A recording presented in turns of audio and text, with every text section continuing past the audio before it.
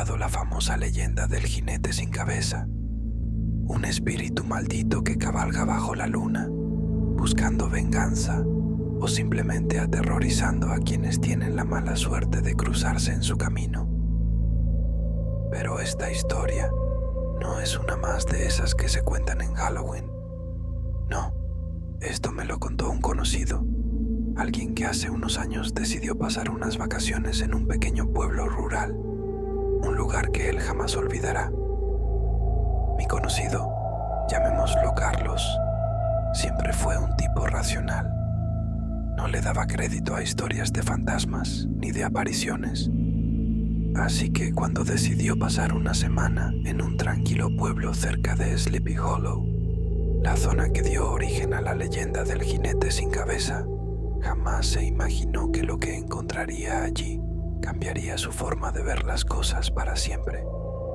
Al llegar al pueblo, Carlos fue recibido por gente amable, aunque todos parecían un poco reservados.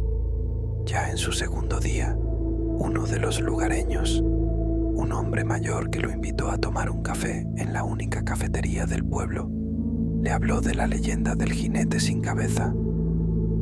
Carlos lo escuchó con una sonrisa en el rostro, seguro de que se trataba de un cuento más para atraer turistas.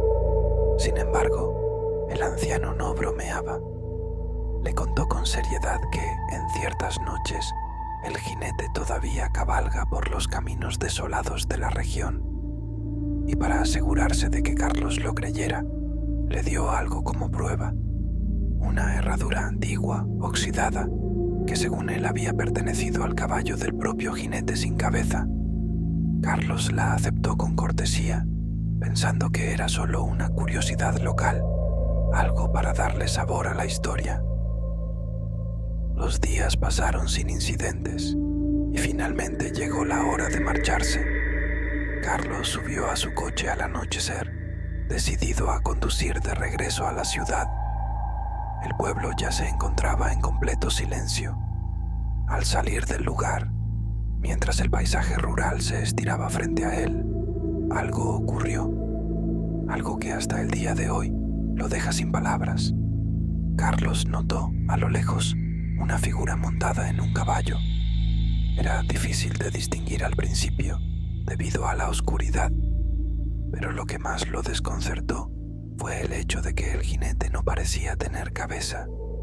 La figura se movía en silencio, como si flotara sobre la carretera, y mientras Carlos intentaba convencerse de que solo era su imaginación, se dio cuenta de que estaba viendo exactamente lo que el anciano le había contado.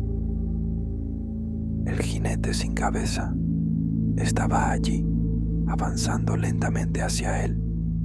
Carlos pisó el acelerador, pero por un momento los faros de su coche iluminaron la figura. Un jinete vestido con ropas oscuras y antiguas, montado en un imponente caballo negro, sin cabeza alguna sobre sus hombros. El aire se volvió denso y Carlos sintió un frío inexplicable recorrerle el cuerpo. Logró dejar atrás la figura, pero el miedo ya lo había atrapado.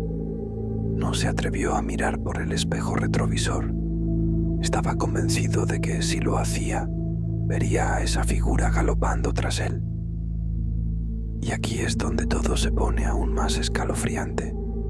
Cuando finalmente llegó a su destino, Carlos sacó la herradura que el anciano le había dado, solo para descubrir que ahora estaba completamente limpia, como si nunca hubiera estado oxidada. Carlos no pudo explicarlo. Al día siguiente, intentó contactar al anciano del pueblo para pedirle una explicación, pero el hombre había desaparecido. Nadie en el pueblo parecía recordarlo.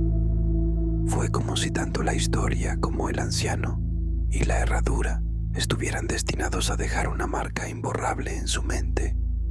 Desde ese día, Carlos no ha vuelto a ese pueblo y nunca ha hablado de lo que vio, salvo conmigo por alguna razón. Tal vez necesitaba contar su historia a alguien que aún pudiera dudar, pero lo que es cierto es que aquella herradura, ahora brillante, sigue siendo una prueba de que no todas las leyendas son solo cuentos.